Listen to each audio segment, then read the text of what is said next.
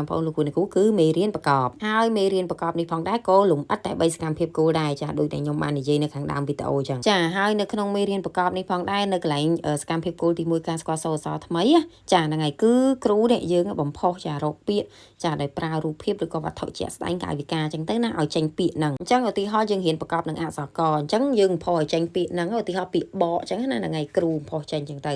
ចាបន្ទាប់ពីបំផុសចេញហើយយើងចានាំសិស្សចាមានន័យថាប្រើដៃប្រកបជាជំនួយណាឧទាហរណ៍ប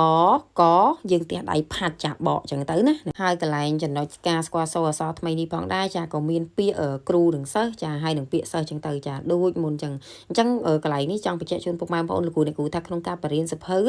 ចាសភៅជំនួយបែបបញ្ចប់ណានថ្មីនេះគឺ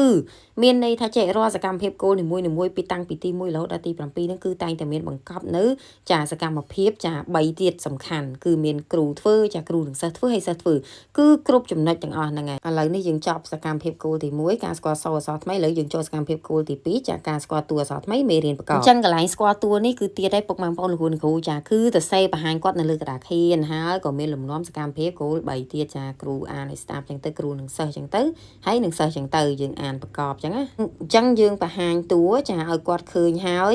យើងចាជាគ្រូហ្នឹងចាអានពាក្យដែលយើងបង្ហាញតួហ្នឹងចានៅលើក្តារខៀនហ្នឹងឲ្យគាត់ស្ដាប់ដោយមិនផ្សំប្រកបចាបន្ទាប់មកយើងសួរគាត់ថាកូនឃើញទេកូននៅខាងចុងចានៅខាងចុងពាក្យហ្នឹងកូនមើលចាតើជាអក្សរអីគេកូនចាអញ្ចឹងគាត់ឆ្លើយមកគឺជាអក្សរក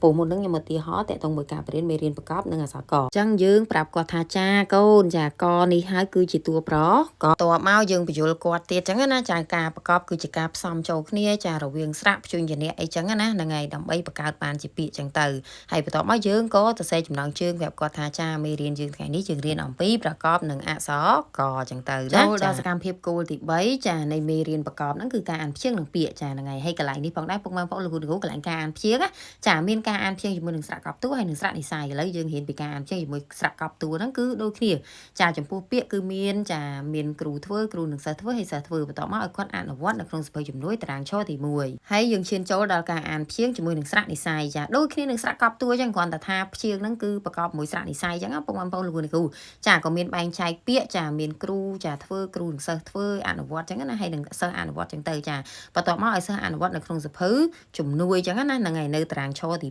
2ចាតកតងជាមួយនឹងការអានព្យាង្គចាស្រៈនិស័យនេះឥឡូវយើងចូលដល់ចាការអានពាក្យវិញម្ដងការអានពាក្យនេះគឺដូចគ្នាពុកម៉ែបងប្អូនលោកគ្រូគឺចំពោះពាក្យហ្នឹងគឺមានគ្រូអានឲ្យស្ដាប់ចាគ្រូនិងសិស្សអញ្ចឹងទៅណាចាហើយសិស្សអញ្ចឹងទៅអានឲ្យផ្សំប្រកបអញ្ចឹងទៅបន្ទាប់មកគឺអនុវត្តនៅក្នុងសៀវភៅជំនួយចាតារាងជួរដេកយើងប្រាប់គាត់អញ្ចឹងហើយប្រាប់ពីទំព័រផងឥឡូវ